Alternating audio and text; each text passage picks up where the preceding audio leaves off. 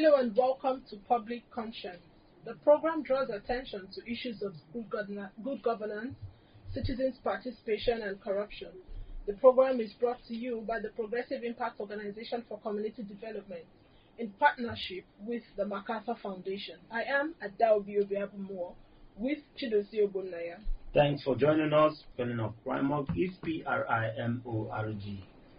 On Public Conscience, we seek to increase the level of accountability in governance and promote citizens' active participation and involvement to hold leaders accountable. We raise issues of national importance to increase your consciousness as a citizen.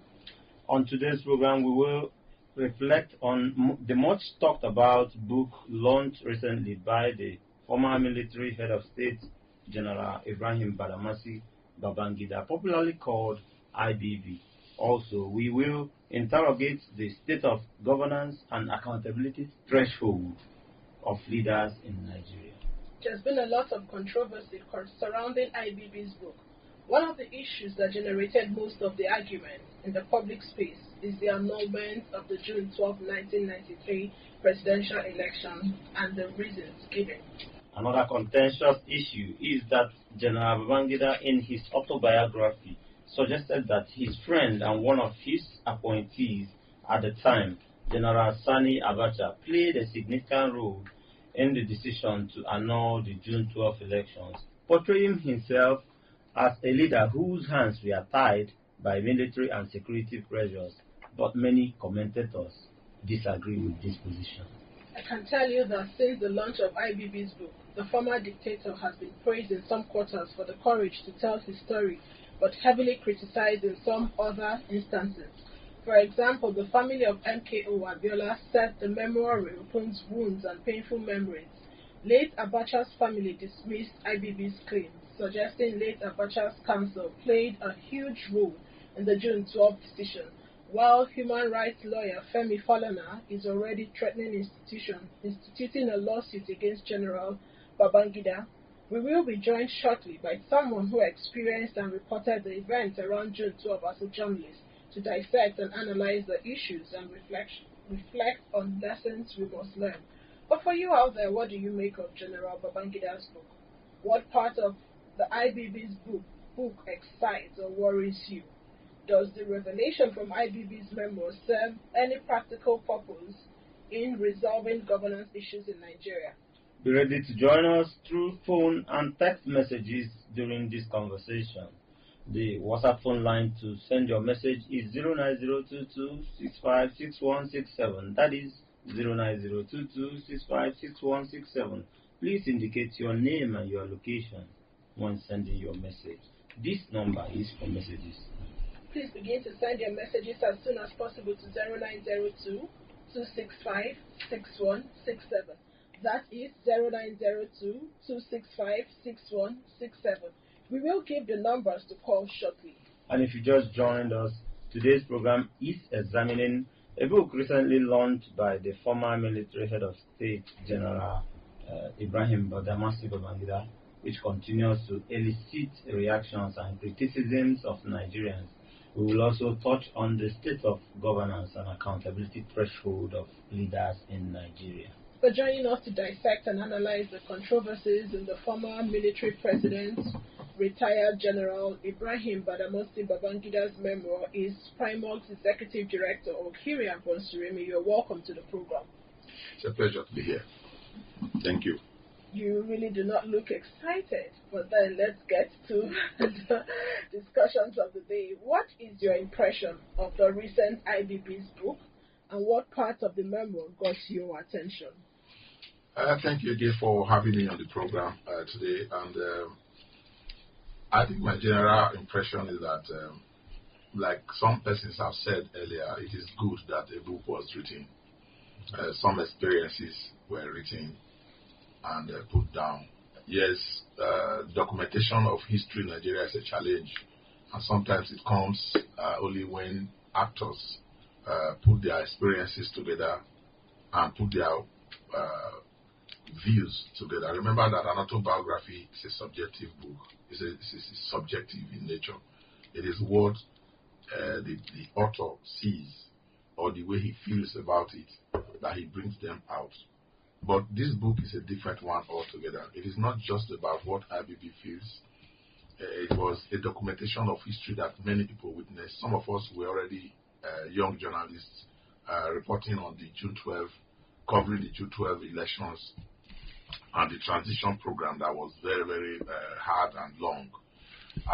So when we read some of the aspects, particularly you have asked which aspect of the book excites me. Of course, it is the June 12 and the transition program that he listed out from around 251 page, 251, the page 251 of the book onward to talk about some of the experiences which some of us saw, which some of us read about, the meetings, the intrigues, and all those things that went on. Like I would say, it was very, very good that he wrote a book, and we want more people who were in the saddle at that time, those who have experiences, to also grant interviews or write their own books, to have our children's children have a picture of what really transpired at that time. It's good that we are talking about a sense of history, because at some point in Nigeria, history was taken out of our curriculum in schools. But let's even talk about, because you lived through the times and you were around, you saw the things that happened around there. So it would be nice to get a brief, or have you briefly share some of the most memorable and significant experiences you had during and after the June 12 annulment. It has met the biggest boss this time. Yeah, I was a very young reporter. I started journalism in 1986.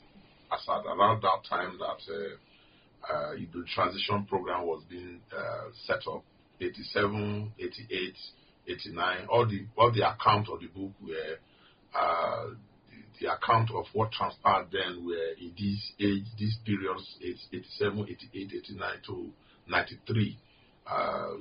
The transition program, the unending setting up of political institutions, culminating in the setting up of two political parties, the various annulments that happened, so many of them that elections, primaries are held, they are cancelled, and political parties, 13 of them were said to have been screened by the then NEC, and 6 were supposed to have been registered. They cancelled there were a lot of cancellations and annulment until the government came up with two political parties, as I said, the NRC and the SDP. And even during the NRC and the SDP era, primaries were held, they were cancelled. I remember that Adamu Chiroma and the late Yaradua, when we talk about the late Yaradua, now we're talking about the Tafida, the Yaradua, not the president. They won the elections, they were cancelled, and then fresh primaries were now held under the option 8A4, which elicited more interest, and people came up, and Tafa and Abiola came up, and they won the primaries. Now, there were a lot of things, like you have asked, that elicit interest. The judicial processes, some of the cases that came up along the line, and surprisingly, some of us are really surprised by some of the content of the book. The content revealed that IBB himself was not the kind of strong man that everybody thought he was. The book has revealed that you can actually describe IBB as a coward, somebody who couldn't stand up, and as military president to tell his colleagues, this is what we want.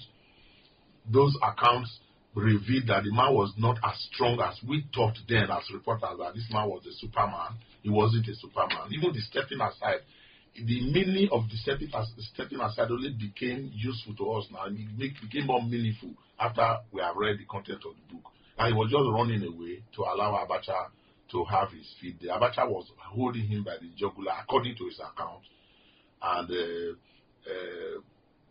divided the ruling council, divided the military leaders, and even made the office of his vice president to go against him, talking about Augustus Akumi. Remember that in the book he revealed that he was not even aware. He was on his way to Katsina to see the family of the late Yaradua then, that he got the story that the election has been annulled. But it was the chief press secretary of the then vice president that issued the unsigned statement. It was not just that it was unsigned, it was a rough, kind of rough sheets.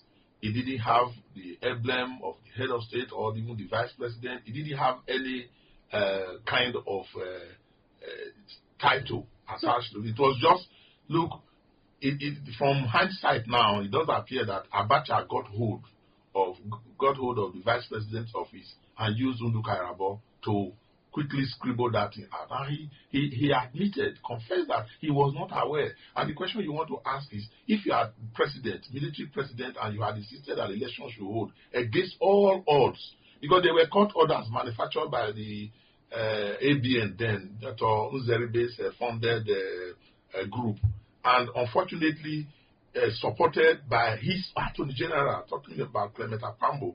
If you didn't want the election annulled, you want a situation where it is announced and you want the transition to go ahead, how did they just announce the election and then you just accepted it and you just walk away? It was clear to him that his life was in danger.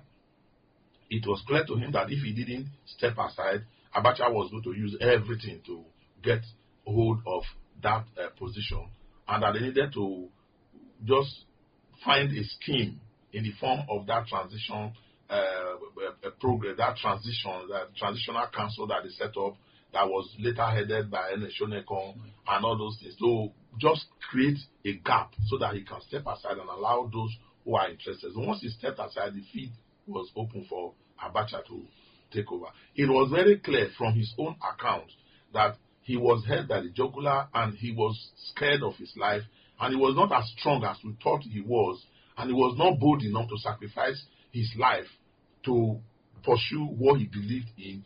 And a transition program that had lasted so many years. We started around 1987, 86, 87, 88, 2023, long years.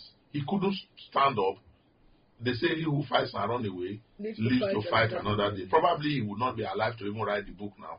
If he had stuck out his neck there, they would have killed him. Yeah, you mentioned 2023. I want to believe you meant 1993. 1993, yes. But now, fast forward to this era where we talk about good governance and accountability. For whatever action or inaction you take, you should be held accountable for that.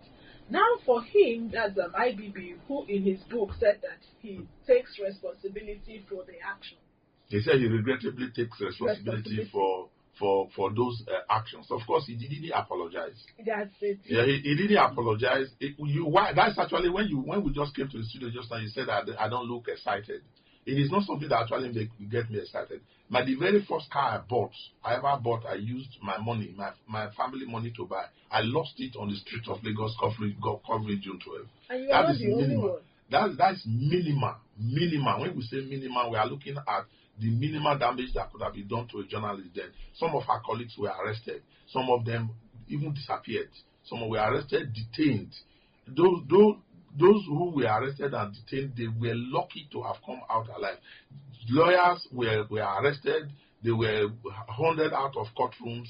There were a lot of things that happened at that time. And those were just things that we can be talking about, that they are alive to tell their stories. Persons like MK Abiola didn't come out alive. The wife, Kudirat, was shot on the street. My publisher then, Alex Ibru, because I was on the Guardian newspapers, was shot, and he the last 15 years of his life was lived without one of his eyes. He barely lived another 15 years after he was shot by Michelle, the sergeant that was given guns by the military then to hunt down anybody who was opposed to the issue of the termination of the transition program. So many people died. You can't just... I would have thought that the first paragraph of his book should have just said, look, I take responsibility, I am sorry, I regret it, and I will live the rest of my life in atonement for all the things that I could, because he was the one responsible. There are so many things. Do you know how many people of our brothers and our sisters died on the way when they were relocating to their various villages? Mm. People think it was just southeast. But people in other places, the Robos, the Ishans, the Edos, the Jaws, everybody, they were all returning home. Some people died along the road. Some people died in their villages. Some couldn't come back as a result of the tension and the fear that they got. You just come out and write a book and just say, regrettably, I take responsibility. And when you talk about accountability, that's actually where the problem is. We don't have accountability in our system. People take decisions and they go scot-free. These guys are rich. They have made themselves rich. They stole from the state, and they just, by just writing some paragraph, they just say, M. Abiola won the election. We didn't announce it. It was a result of the pressure brought in by Abacha that there were some eggheads around who prevented us. They made it so simplistic. What about people who died? People who lost their businesses? People who their life changed for the bad as a result of the actions that we are taking. That's why some of us cannot be really happy when we are talking about some of these things. I remember I was really, really young then, and just like you said, people who moved from one location to the other, it was termed also Abiola. For those that are Igbo and for the benefit of those who are not Igbo, that means Abiola's race. So many of us moved from Kano. For me in particular, we moved from Kano to the southeast because of the uproar and all of that. But then we have a president at the moment. During that book launch, we saw so many people clapping, people cheering him on. It was so annoying. It was nauseating. I mean, when I saw the gathering, the president himself was there. The president who himself was a victim of the entire. He was elected a member of the Senate. They were never inaugurated. Because the transition incorporates a lot of elections preparations. You have to elect. Are we going to have diarchy? We pass through. No, we are not going to have diarchy. But the military will set up two political parties. But they just deceived Nigerians. If IBB knew that he was actually going to hand over to Abacha, it was. I don't think. In fairness to him, I don't want to think that there was a game set between him and Abacha and that they sat down and plotted it. It was just that the cards were falling into place, and he found a level to quickly run away when he discovered that he was not bold enough to take the bull by the horn as president. But and insist that the election result. Yes, he could have insisted that, because he remember that he insisted that the election should go ahead. There was a court order preventing the election, 2 days to the election. But if you watch the interview by Laolu Akonde, where he interviewed General Shola Williams, he alleged that they actually had a meeting. And to him, he thought that meeting was for the transition, not knowing that it was for the annulment, and then create a room for interim government that would then hand over to Abacha. I listened to General Shola Williams, and he was because he was there, we cannot fault, because that guy is of impeccable character. When you talk of somebody who will say yes when it is yes, or he says red when it is red, it is General Shola Williams. He was there, but unfortunately, there are generals and there are generals. There are generals without troops. If you hear somebody is a general in the army and you ask, they will ask which battalion, which brigade, which cantonment, or does he lead? If he doesn't lead anything, he doesn't have that kind of strength. But Abacha had it all right from being chief of army staff. He was the minister of defense. He came up, so he was in charge. He knew the in and out. To the extent that IBB himself was caught, he admitted that he was caught in the web. He was caught in the web. For some of the things I give to IBB were acceptances of his weaknesses in the book. That he admits that, look, I didn't know how it happened. Whether it was just this denial to run away from accepting responsibility, I don't know. But it is obvious that he was not as strong as people thought he was. And when you talk about accountability, the problem of accountability in Nigeria, it is not just that of IBB or during the military. Up till now, we have accountability issues. We have issues of accountability. We have people who take actions and they take decisions that affect the people, and they go scot-free even when they do maximum damage to society. Presidents come, ministers come, governors come, they take decisions. Look at the Nigeria Airways drama that happened. Why would have thought that somebody should be in jail by now? The flight of fancy. You spend a whole lot of time doing some propaganda to design a logo. They spend over 100 million to design just a logo that Chidozie can design. I mean, they came up, spent our public funds, and then at the end of the day, they say they cancelled the thing just went. And nobody asked for anything. That is not just all. Contracts are awarded and they are cancelled after monies have been paid. Nobody asked how. What happened to the money that has been paid out? There's a big issue, big problem of accountability in our Nigerian system. The leaders they are like gods. They just take decisions and nothing happens if nothing is done. I agree with you that we have serious accountability problem, but let's also make a little shift, and it's still about June 12, because if you look at June 12 election, it's still regarded as and adjudged the freest and fairest election in Nigeria by so many, 32 years after. But we still have problem with electoral integrity. I'm wondering, even with the presence of technology today, we've deteriorated in our integrity electorally. So I'm asking, what went wrong? Because look at the 1993 election. People came out to vote without people line up, voted who they want to vote, and it was not rancorous, and we had a very seamless process. What changed? How did we get to where we are that we don't even trust local government elections to be credible today? IBB admitted that he was surprised that the election went without any issue.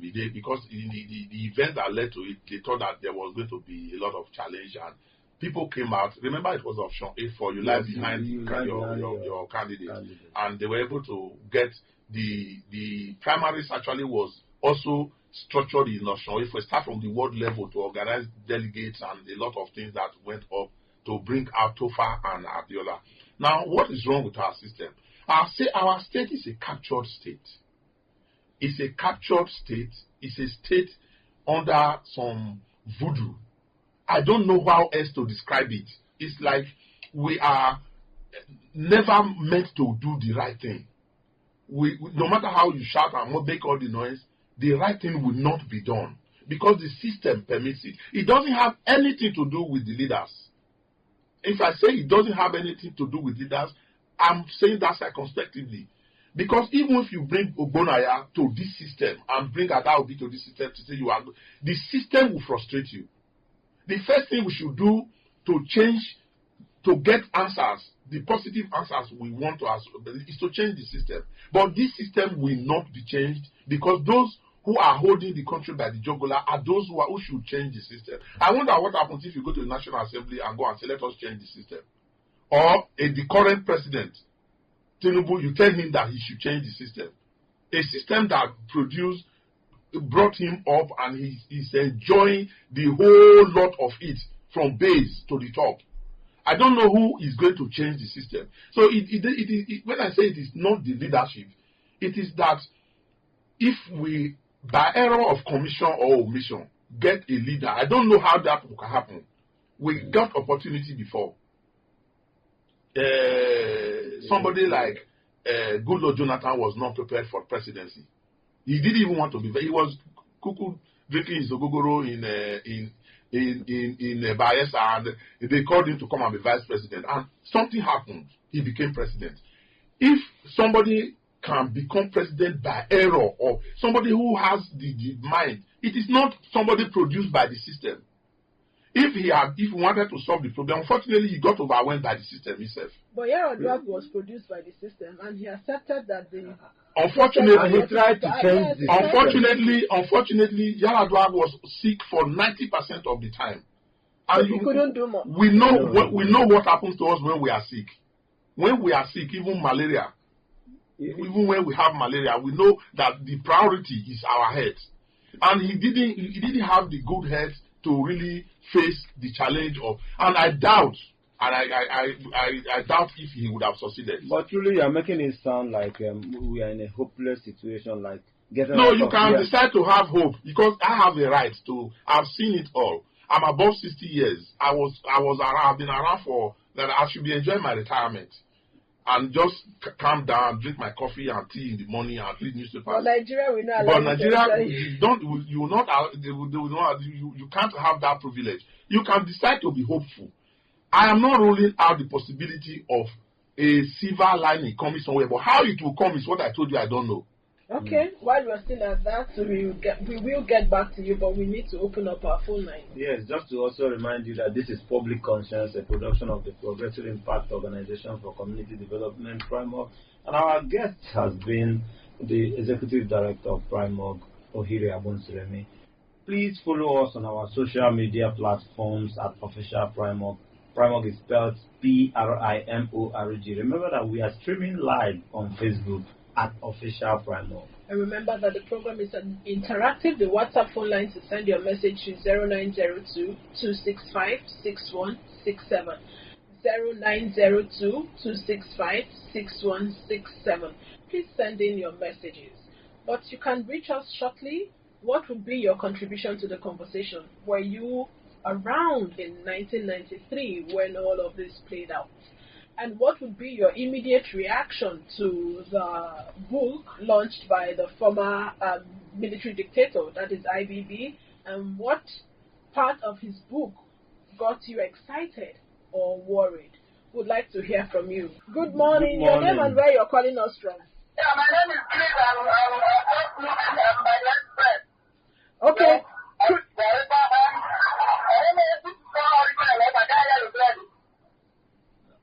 Please go ahead.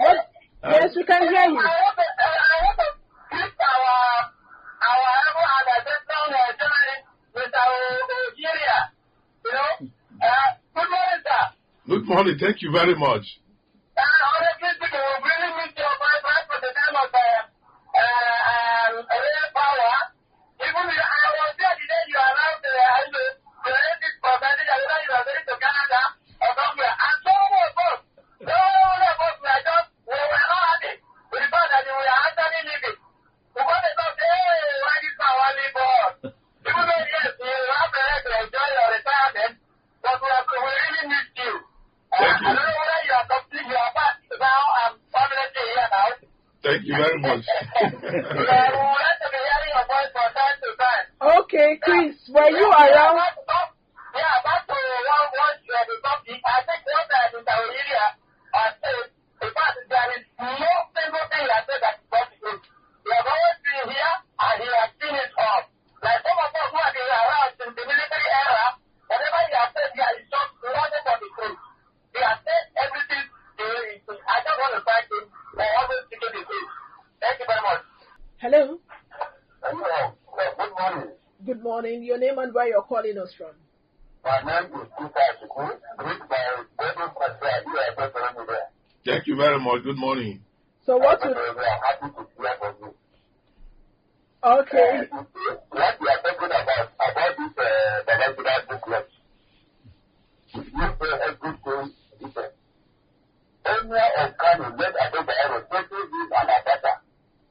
When he was to retire, the general when he was supposed to go with Abata, that he promised to leave Abata behind, that he will call for petition to the election, so that Abata will come and also use the power that he made in 2 years, more than 2 years. When Abata fell, after 4 years, he was trying to become a vice president. All right, they started to have problems. But because he's there, they are not children. I'm 70. All people were ready the president of Emir of Kano, Adebayo. So what is it going to do? I'm calling on my brother, not on my virtue. We should be very careful to do that. Serving this country. Because when we fall into peace, all of us will suffer from it. Let the truth be told. But I'm trying to come out and tell the people the truth what we are now about to overthrow this government and create this confusion. Anyway, and the people are not ready for us to have a democracy. They have interfered. The APC has taken over the INEC. The INEC now is politicized. The military is politicized. You need to have a democracy. The local government has not transparency. Look at the problem in River. Look at the problem in Lagos. When the fire comes, who will stand? If the country will not. When the country down, our leaders are here and they cannot compare these people. It's very unfortunate. All right. All right. Thank you so much. Now, the 70-year-old man giving his own perspective because he witnessed all that was happened. around. Yes, he was around, and he understands. Okay, let's make another call. Please, can you turn down the volume of your radio set when you want to call? Hello? Hello, good morning, sir. Could you turn down the volume of your radio set, please? Yes, I've done that. Okay, your name and where you're calling us from?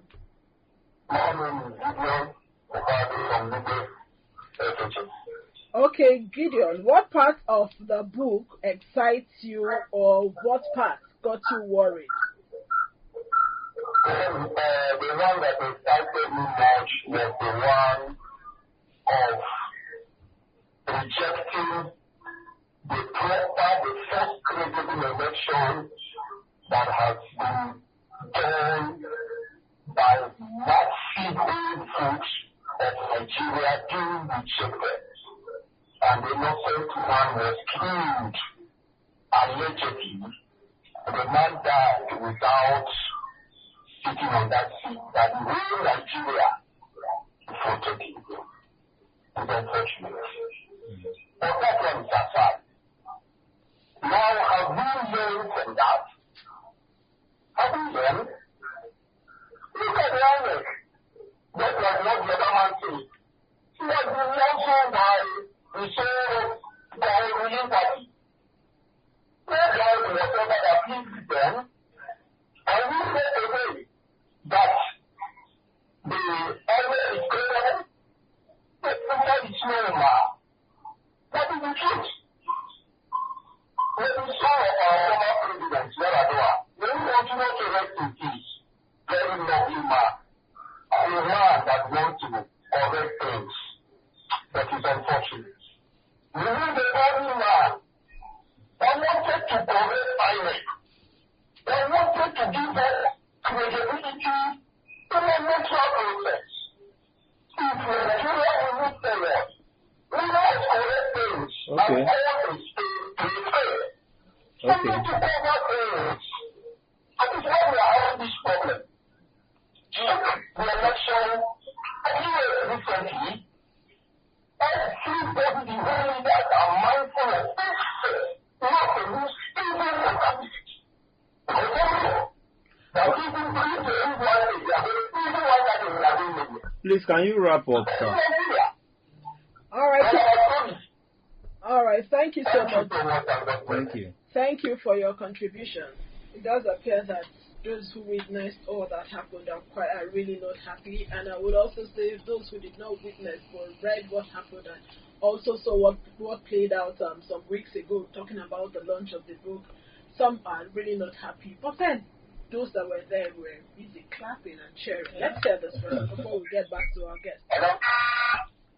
Hello, good morning. Your name and where you're calling us from? Can you hear me? Yes, I can hear you. Please, what's your name? I appreciate your program. I appreciate what you are doing. But if every party wants to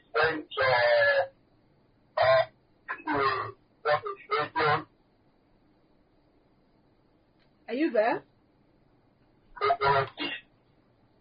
want him to correct that statement. It's a very, very long statement to discuss our former president to be the that is not ready to be a president. Nobody will forever. There is time for every day. As long as he says he has done what he can do. But address our former president to be able to please clarify that statement that we have to say that. Thank you. All right, thank you for joining us. Don't, please.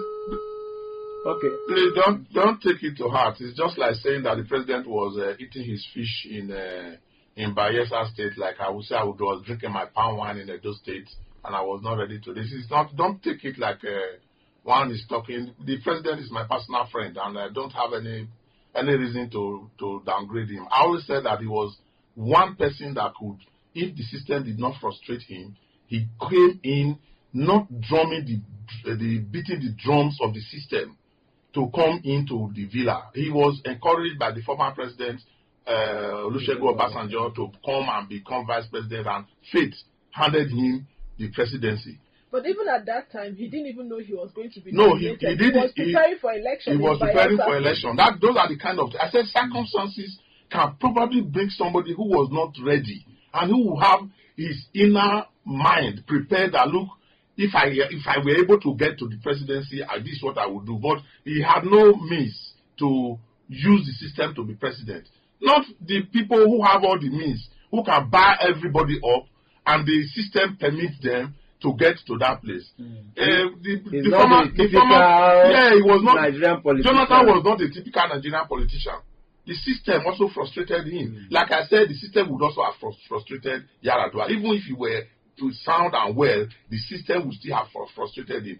Because even he was not also ready. He was just also handpicked and say, come and become president. I mean, everybody was surprised when he declared. So I don't mean to denigrate the former president and whatever. If you say that Agbonsulemi is Inogwa is really drinking palm wine, or I also take Ogogoro, there's no big deal about taking the drink. All of us have our own. And I can tell you in Bayelsa, Ogogoro is like a common. I was there, but I got for a long time. All of us take it. Yes, it's not okay. We have a message on WhatsApp from Warake Iyadon, and it says, "Good morning, Okiria. Issues of Babangida's book. Honestly, most things there were just little oil on top of the water. Abacha was against the military to democracy for his personal interest. When IBB was handing power, when he say, I am stepping aside, Abacha said as reply, you're going to Mina to rest, not step aside, no space for you. The issue between IBB and Abiola was just business, smart card that led to payback." All right. A lot of interpretation. Different perspectives. Nigerians will not buy this. But it's really, really painful when for people who are 50 years today, who are 55, 60, 70, who saw the potentials of the result of that election, that if we have Abiola becoming president and we have a country that is governance under, because Abiola was just a national person. Yes. One of those people you can say was really, really national. Yes. So I don't think there's anybody at our age who will be happy that we had an opportunity to correct certain things and the military boys did not allow. And ever since, it's multiplication of problems. You ask a question about elections, that elections were right then. Why is it that we cannot hold? It is the system. It is just simply the system. No matter how much the technology you put there, they'll frustrate it. This current ANEC took a lot of money. Assured everybody that, look, Beavers work. It's a game changer. We will get the results out before you even say Jack Robinson, the result will be out. But what happened? And who has queried it? Hello. Good morning. Good morning. Your name and where you're calling us from. Okay, let's hear you, Peter. Yes,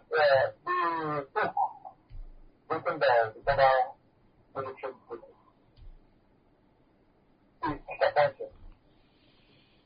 is what? Okay.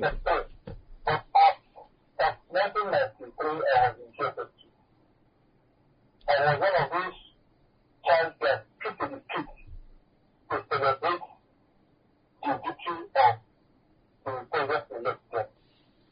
Thank you, Adela. It's very painful.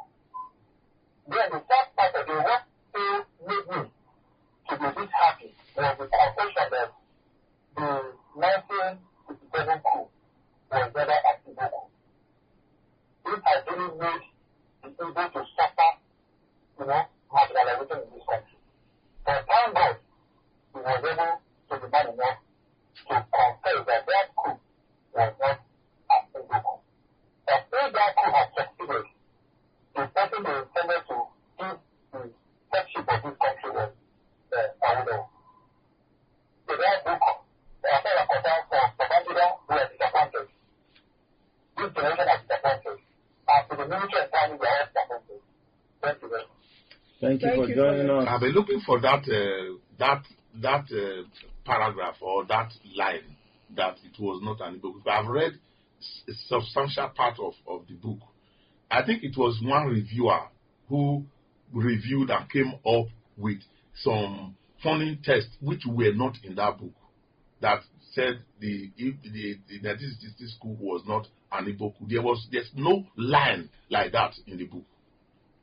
Okay, people have read it. People have come out to say, where did the person get that kind of line? Some of these guys who just come up and write all those things. But I encourage everybody to. It's on PDF all over the place. For over 400 pages. Yes, just read it.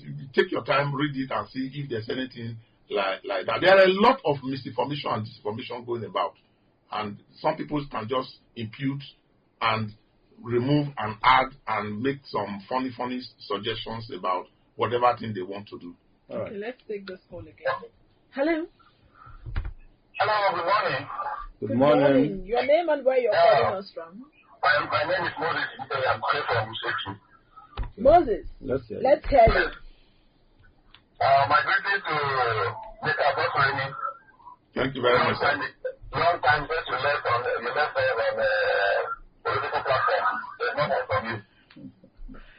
I think for me, there is nothing exciting about the book.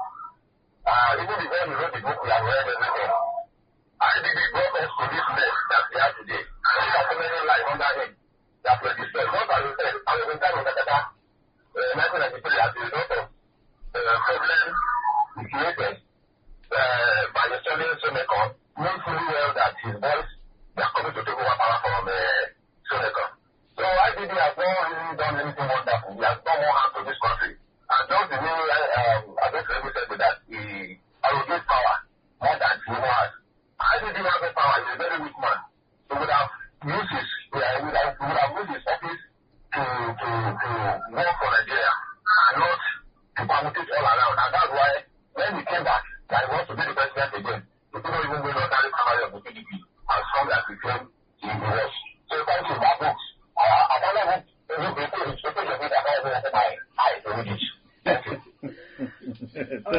Thank you for sharing your own perspective. Please go ahead. Now, what we need to do is to change the system. Nigerians need to wake up from their slumber. We are so docile, a country that a people that we do not, we just, nobody is calling, like we have been doing on PRIMORG, nobody is asking you to take to violence. We can organize peacefully. We can tell ourselves we are not going to collect money to vote for anybody. We can insist that this is the person we voted for, and the other person that was declared is not the one that we voted for. We can protest. People can protest and stay on this. We say, some people protested. They were killed. There's no freedom that is free anywhere in the world. If you have heard of anyone, let me know the freedom, that you get your freedom. If you are comfortable with your chains, you will be in chains. If you begin to admire your chains, a slave who admires his chains will never be free. You must look at the chain with the eye to bust it and remove the chains from you. But we do not. We just gloss over it. One event happens, it covers the other one. We forget the one that happened last week. Another one happens this week. Then we continue to pile up and pile up and pile up. And we have become so used to suffering, adaptation. We are so used to, if I hear that my wife is going to protest, I'll say, who sent you? Don't go anywhere. Or my wife will call me, I hope you are not joining them in the protest. So, not be cause problem for Nigeria. We can, look, we don't chop our food since we don't want any wahala. These are some of the things that, even at the community level, we allow people to override and take things, and we just keep quiet. We don't do anything. That's why our leaders can easily override us, and they know that just give them 3 hours. They'll go and drink. They'll go and give them 3 hours. They'll come down. Let's take this call. Hello. Good morning. Good morning. Your name and where you're calling us from? My name is Waraka. Okay, let's hear you in 1 minute. Thank you so much. I appreciate all your analysis. And I know actually you were on ground, full on ground in 1993, when I came to Abuja. You will follow up those matters, including your junior journalist, also. You see, something happened between IBB and Abiona before the election. There was issue between them. It was not for us. It's only you journalists can able to break the canon. You people knows it. Because nobody can speak during their time. If you speak, you are gone. So most of you journalists knows about it. It's not even an issue of annulment of election. Another election will come later. There was an internal issue all discussed in Nigeria between Abiona and IBB. IBB is not honest to us. So what was the issue? It's not honest to Nigeria. Honestly, what he wrote in that book is not actually what happened. That's not the truth. He need to apologize to Nigeria. That's all. All right. All right. Thank you so much. All right. Our time is. I wonder if journalists actually have those details. Those details. I don't have. I don't know exactly what transpired. I know that they were friends. IBB admitted in the book that they were friends, and I met him in 1974 for the first time. That he was sent by Murtala Mohammed to go and meet him over supply of communication equipment to the army. Since then, 1974. You can imagine how long ago they knew themselves. So I don't know. I don't know how to. I don't know the water that passed under the bridge, the cover and the. So, but our time is fast spent, but we must have to ask this question because today's president, the president we have today, President Bola Tinubu, was part of the June 12th struggle, and moved down from that time to this time. What should be his legacy? The current president, I must tell you, it's not my. I'm not. I wouldn't say that it's my friend. I met him during the June 12 crisis. I remember along with Prince Demola Ademo, the late Demola Adeniji Adele, chairman of Lagos Island local government. Then I met him when they just returned. Adeniji Adele, if I would say, spent 18 months in Kaduna prison for opposing June 12. He died. Some years ago, I met with him along with the current president. The current president, if I will tell you, he has June 12, he has Nadeco, he has everything in his blood. It is going to be very, very, very difficult for him unless he divest himself from the system. Unfortunately, he's embedded in the system. And sometimes it's as a result of sometimes frustration. You want to do certain things and you just discover that you cannot do them. But a leader who wants to really act would put his feet down and say, this is what I want to do. The president is the only one person in Nigeria today. And I will say it. Why I say leadership is a big issue. The president is the only one person in Nigeria today who can assemble those stakeholders in Nigeria and say, enough is enough. But do we have a president? Do we have leaders? Do we have a vice president? Do we have the Senate president? Do we have the speaker? Do we have people who can come together and say, enough is enough? Let us change this system. Until we change the system, we'll be swimming in your hope. Hopefully things will happen. I just pray that we're able to run across it one day. All right, thank you. We should keep hope alive. We have come to the end of the program. We say we really must go. The phone lines are still buzzing, but unfortunately, we are unable to take your calls. Visit our news website, PRIMORGnews.org. That is PRIMORGnews.org for all details, all the details of our reports and interviews. Visit our website, www.primorg.org, to get all the information about PRIMORG. You can still continue with the conversation on our social media platforms at Official PRIMORG. The program streamed live on Facebook. You can drop your messages there. And you can watch our videos on PRIMORG TV, our YouTube channel. Please subscribe to get reminders when we have a new post. We sincerely appreciate our guest, Executive Director at PRIMORG, Okiria and Bonsurimia, for all those who called in and those who sent text messages. We sincerely appreciate all of you. Public Conscience has the support of the John D. and Catherine T. MacArthur Foundation, committed to building a more just, verdant, and peaceful world. Get more information about the foundation on its website, macfound.org. Join us again here when next we have another episode of Public Conscience. And remember to follow us on Facebook, X, formerly Twitter, at Official PRIMORG. I am Chidozie Ogbonna. Remember that your responsibility to turn around the situation lies with you. Whatever you do, think Nigeria.